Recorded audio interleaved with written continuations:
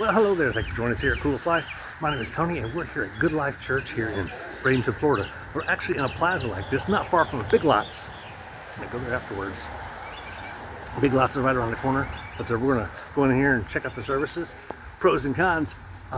Pros is they've grown so much that they're going to have to move. They've already got 2 services going on right now, but they're going to have to move.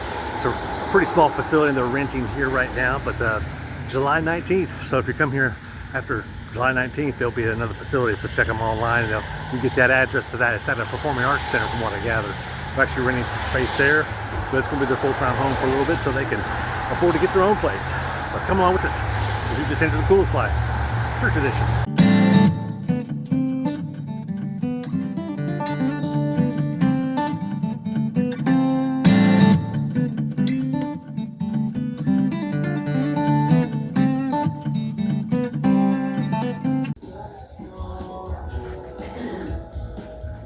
Second Row Baptist. I didn't know if you want this one or that one, but I'll be getting back some Praise and taught my heart to fear, embrace my fears, relieve. We did not earn, and for the blessings we could never repay, for the sacrifices made long ago, and carried this nation forward. For every soldier, every parent, every worker, teacher, and neighbor, for every ordinary person who helped build and protect this home, we thank you. And now, God, we pray for our nation, not just for our success, but for our character. Teach us to lead with humility, to serve with compassion, and to never take these freedoms for granted. Because this is more than just a country. This is our home. This is the place we raise our children, the place we love our neighbors, the place we worship freely, pursue what is good, and learn to hope again. And so today, from sea to shining sea, from mountain peaks to open plains, and from generation to generation, may freedom reign. May grace lead us, may wisdom guide us, and may courage strengthen us. May we never forget that every good gift comes from you.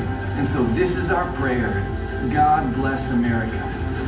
Father has it every single time. The Lord will provide.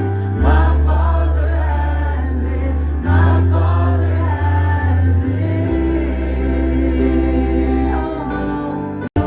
To do whatever you want to, and I will make room for you.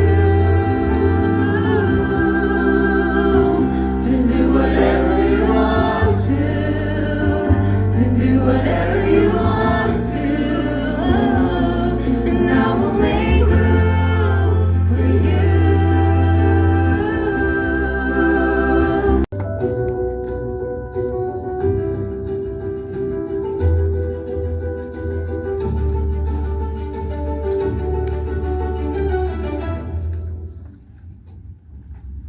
One of the greatest dangers that the church has, especially the modern church has, is depicting Jesus too small. So here's where we're going this morning. Don't shrink Jesus. Trust Jesus. Don't shrink Jesus. Trust Jesus. Life. Jesus uses that term. All right. I would not have the courage to stand up here and say, do what I tell you to, or you're going to ruin your life. I don't have that kind of courage. Jesus does not have that problem, though, because Jesus is Lord. Trust him. I'm not saying that, right? Jesus is, just like the word love, we can throw the word judge around, and judge has different meanings. To judge, it can mean to discern, right? To discern between 2 different things. And it is perfectly fine to discern between two different things, good and bad, the right path, the bad path, right? If do not judge meant do not have discernment, then we'd have to throw the teachings of Jesus out, right? And most of the Bible, frankly. Jesus is talking here about how we relate with people, not how we handle ideas. Right? Jesus is saying, do not put yourself above others. Jesus is saying, do not put yourself above others. Don't consider other people lesser than you. Blindness. Someone that thinks that Jesus, the best person, the greatest person who's ever lived, thinks Jesus is boring. That's blindness.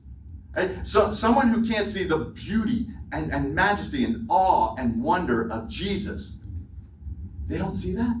That's blindness. That's blindness. And like the guy with the log stuck in his eye, right? We can also be blind to our own sin, right? We are expert rationalizers of the log in our own eye. Jesus to become like Jesus. Now, that's not carved in stone somewhere, right? That is a working definition of Christian disciple for me. And if you've got one, I'd love to talk about it. Let me hear yours. But that's a working definition there. But so just try it on if you've never thought about it before. But what I'm going for here is presence, posture, and purpose. The presence of Jesus. He is with us. Right? The posture of my heart. I am devoted. Right? And for a purpose, to become more like Jesus. The first and most obvious answer is because I don't want to. I don't want to. I hear what you're saying, Jesus, but it's just, I don't want to do those things that you're saying. Strong suggestion, though. I'll take it under advisement. We just don't want to. Now, that is an honest answer. That's an honest answer for sure, but it's really an answer that just magnifies me, my want, my desire, right? What I want, my priorities.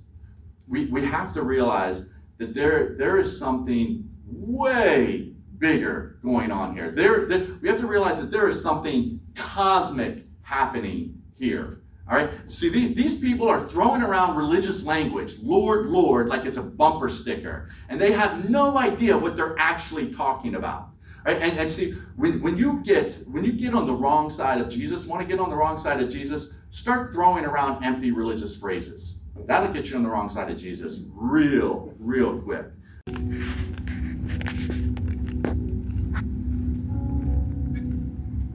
Then he took the cup.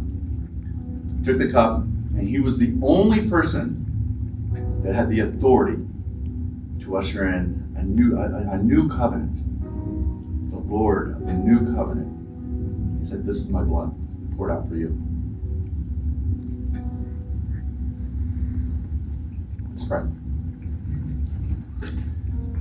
Thank you, Jesus, for your lordship. Help us to love it. Help us to hear your words, know they are true, and not only true, but good. Future is heaven. I praise God for what He's done. Good turnout. What, 50 people here? Something like that. That was good. Got a free gift. Ooh, got an umbrella in it. And that's always good, right? Especially on a rainy day like today. I don't know if they planned that or not. They got the second service going in here now. Probably 50 people in this one. The place will probably only hold about 100. But they're moving to another location. Not this week, but next. So people will come back in and check out the new location over there. But had a good time. You interested in coming back one day? Sure, not a problem. Not a problem at all attending this church again. Really liked the message and it was really felt welcome. So we'll let you go. Be sure to like and subscribe because we're just out here living. The coolest one. Church edition.